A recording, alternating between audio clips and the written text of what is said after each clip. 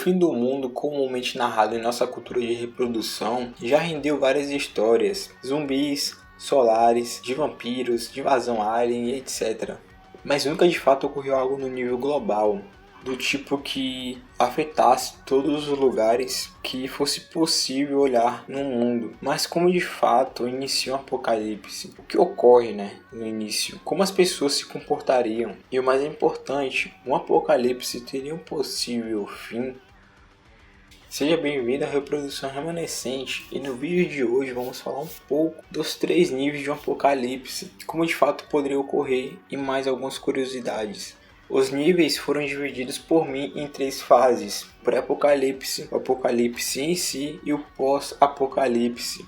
Então vamos ao vídeo. Mas antes, rapidamente, não se esqueça de se inscrever aqui no Reprodução Remanescente e compartilhar esse vídeo com pelo menos uma pessoa que você sabe que gosta da cultura pop e nerd, beleza? Agora sim, sem mais delongas, vamos embora pro vídeo.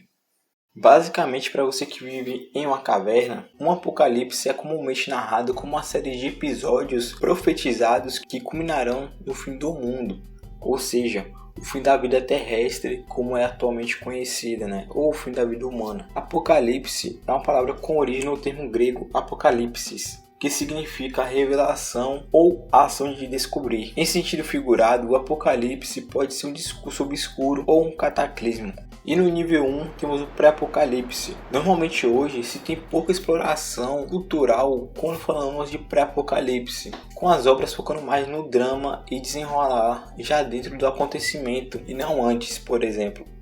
O pré-apocalipse são todos os eventos que antecedem o acontecimento em si, podendo acontecimentos ser de qualquer tipo apresentado até hoje pela reprodução. Então nós temos o zumbi, o atômico, o solar, o bíblico, entre outros, são diversos.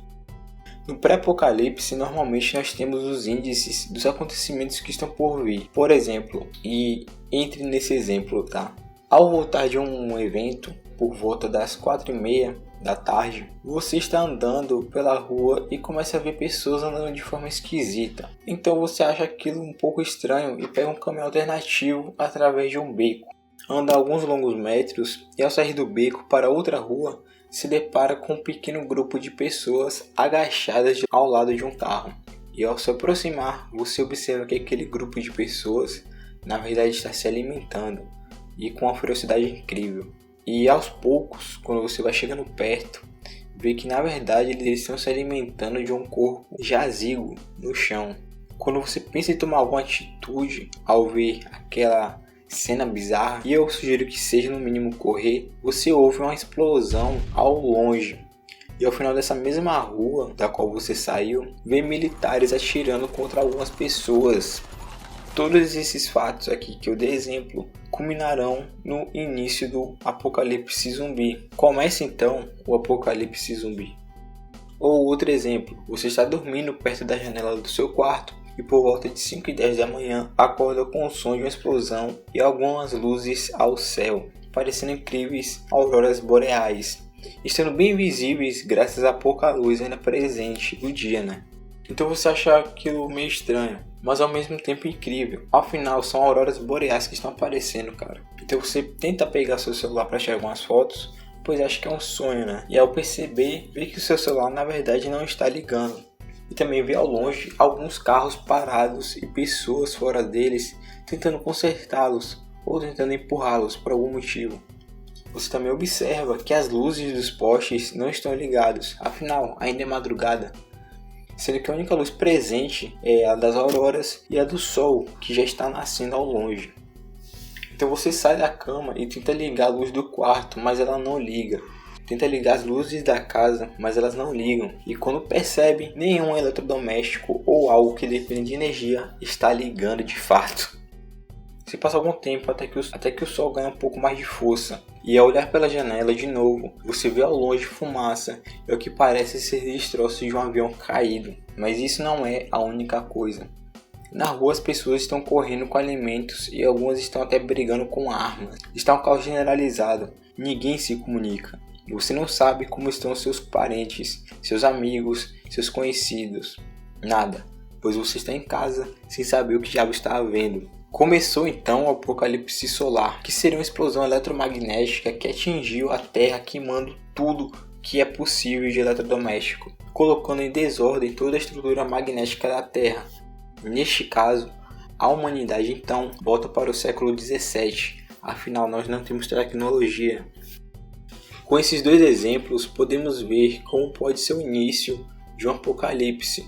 Claro, citei dois, mas você pode imaginar todos os outros apocalipses que os filmes, jogos e séries já nos apresentaram.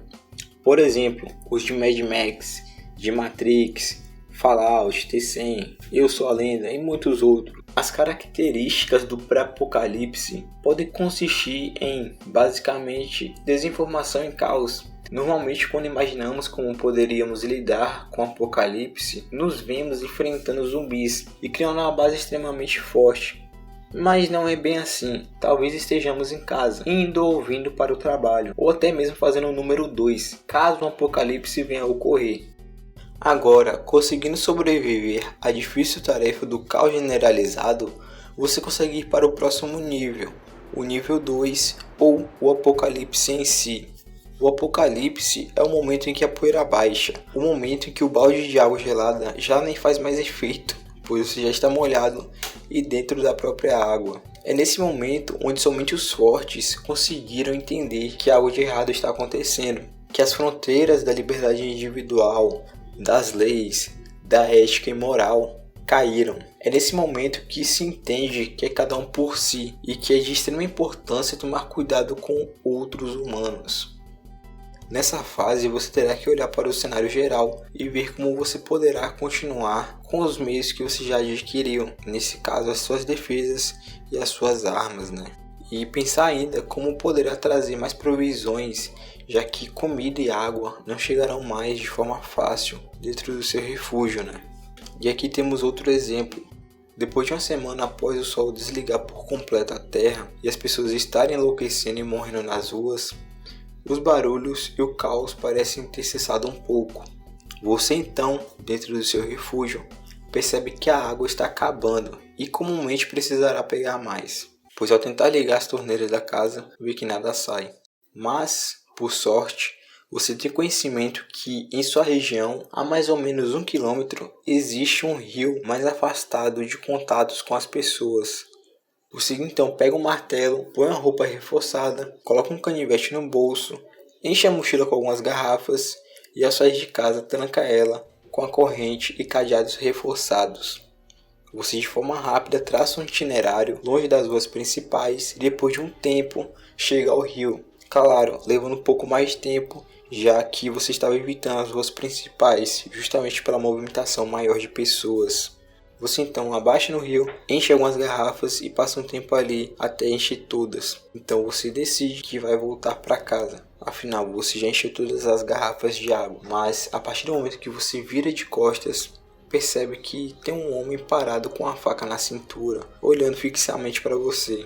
E nesse momento ele diz que está com sede e que precisa pegar água para a família dele e que não quer confusão, E é nesse momento que você deve tomar uma atitude, seja ela qual for, pois você sabe que nada mais protege ele e muito menos você. A água é sua, mas ele pode estar realmente precisando e até o momento não mostrou sinais de hostilidade, mas claro, nós somos humanos, Depois desse exemplo, espero que você possa ter compreendido mais ou menos como pode ser uma situação extrema. As características da fase do apocalipse consistem basicamente em sobreviver e criar mecanismos para que isso se torne menos cansativo. Você deve estar se perguntando que tipo de mecanismos agora, Bom, por exemplo, uma horta no fundo do seu refúgio para não ter que sair com frequência. Um arsenal de diversas armas brancas caseiras, talvez um poço de água, ou até mesmo simplesmente sair para tentar relações diplomáticas pacíficas com outros humanos. E bem, para todo início existe um fim, Mas quando falamos de apocalipse, o fim parece ser ele próprio. Como a cultura já nos apresentou diversas formas de fim do mundo, vários exemplos, Acredito que o fim seria a reconciliação da humanidade num novo ambiente. E isso chamamos de pós-apocalipse. Dependendo dos acontecimentos, temos duas variáveis possíveis para o pós-apocalipse. A primeira seria realmente o fim do acontecimento. Por exemplo, você consegue consolidar sua facção dentro do novo cenário. Recursos como comida já não lhe afetam tanto, e suas preocupações basicamente são os zumbis ou qualquer outro causador do apocalipse e outras facções /impérios. Algumas facções que podem ser parceiros e a sua própria estão alinhados com ideais de buscar pela solução deste problema. Nesse caso específico, a cura para a transformação zumbi. Por algum motivo do destino, depois de anos, é achado finalmente a cura da praga, né? Então os sobreviventes alinhados com esses ideais começam a reconstituir a humanidade de novo, passando a ser o propósito desses sobreviventes. A outra variável possível é simplesmente nada acontecer. Podemos usar como exemplo o apocalipse solar, onde a Terra continua desligada e aí teremos que desenvolver novamente estudos e buscar reinventar literalmente a roda. Nesse caso, o pós-apocalipse teria fim depois de alguns séculos de busca para religar a Terra. Nesse caso, só o tempo e os acontecimentos entre o ponto inicial e o final é que são empecilhos. Até lá, novas facções e reinos serão criados. E sim, muitas disputas aconteceriam. De qualquer forma, em todos os casos, a adaptação ocorrerá. As novas gerações nascerão em um novo mundo e já estariam praticamente prontas para ele, aprendendo desde pequenas a se adaptarem, a sobreviver e a lutar naquele cenário. Por fim, podemos dizer que essas são as fases de um apocalipse, baseado nos apocalipses de nossa cultura, claro. Claro que podemos aplicar e adaptar esses três tópicos, que são o pré, o apocalipse em si e o pós, aos eventos apresentados nos filmes, nos jogos e séries que consumimos. Imagine como era o pré-apocalipse de Matrix, por exemplo, ou como pode ser o pós-apocalipse de Mad Max, né? Um fim, se é que pode ter um, né? Quem sabe? Bom, mais uma vez, como sempre, né? Foi um vídeo que saiu do meu imaginário e questionamento da cultura. Então, basicamente, tudo aqui é opinião. Então, se você tiver uma opinião diferente de como poderia ser um apocalipse ou um pré-apocalipse, ou até trazer imaginações de um pós-apocalipse para obras que já vimos na nossa cultura, fique à vontade para utilizar os comentários, tá? Enfim, não se esqueça de se inscrever aqui no canal Reprodução Remanescente para receber mais vídeos divertidos e malucos como esse. De novo, volto a dizer, os comentários podem também ajudar aí nas sugestões desse vídeo e dos próximos vídeos aqui do canal, tá? Então, vai cara, escreve aí, acompanha o canal, tá? E siga o canal também. Eu fico por aqui e até o próximo episódio. Fui!